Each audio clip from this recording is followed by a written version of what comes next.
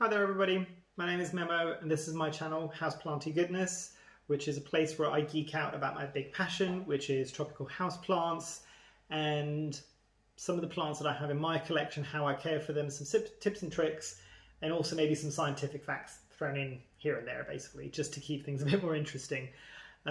If you like this video, please do consider dropping a like down below. It gives me an indication that you guys are appreciating these types of videos and maybe to bring out more like this.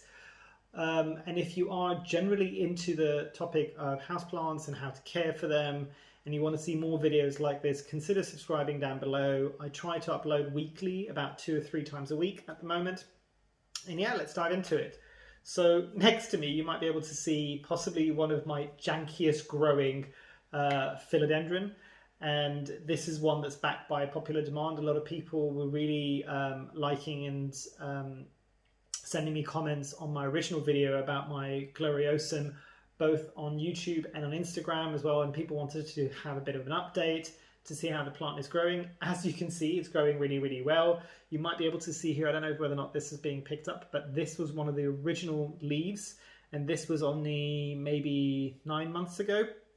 And you can see how small it was. Obviously there was some physical damage, but when it came to me, it had that physical damage. And then everything else that has grown since then, this was also one of the original leaves, have just meant that these leaves have got bigger and bigger and bigger each time. Now, the one thing that you might be able to see with this plant is the way that it grows, this morphology of the plant. So it grows with the stem on top of the soil. Never ever bury the stem of your Gloriosum under the soil. It causes some issues, and I might do another video because I did have another Gloriosum that struggled a bit in the beginning, and it still is now as well. It's gone through root rot twice. And it was because when I was first planting that out, when it first had the issues with the root rot, I couldn't straighten it out enough. So the stem was in the soil. It struggled to bring out any leaves. It then had rot again. So I've now been able to plant it into a different situation. Hopefully it will root out, and I've managed to straighten out the stem, and hopefully that should really kickstart the growth pattern of that plant. But overall, they're relatively simple plants to care for. That's a bit of an extreme example, but generally speaking, as soon as they're established, they just keep on trucking. Not very many pest pressures with this one. It does have some extra floral nectaries, both on the stem and on the back of the leaves. And if you want to know a bit more about that, I have got another video on my channel. Please do go and check that out. That's the little sappy, sugary liquid that you get on the stems or on the back of the leaves. And there's a very good reason why plants do it. They're calling in the cavalry, but that's all I'm going to say. Go and check out the video if you want to know more.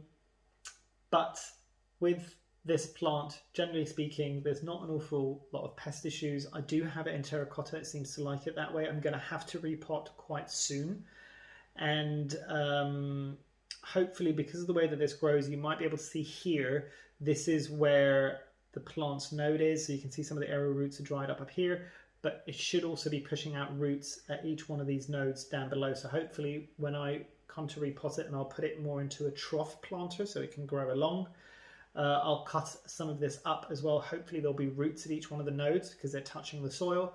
And I will put some of these propagations back into the same pot to make it bushier, because obviously you can see its growth pattern. It will grow the petiole off the main stem and then the leaf at the top. So it will never really get much taller than this, but the leaves will get bigger and it will grow along something essentially. So bear that in mind. But yeah, I'll propagate this and hopefully make this a bit bushier. And I've got one of the cuttings promised to a very, very dear planty friend. So you might be able to see here, that's the cataphyll for where the previous leaf was just coming in. You can see this is a new leaf that's just about to unfurl. There might be, I don't know whether or not you can see there's some cosmetic damage because it was quite close to a window, I think.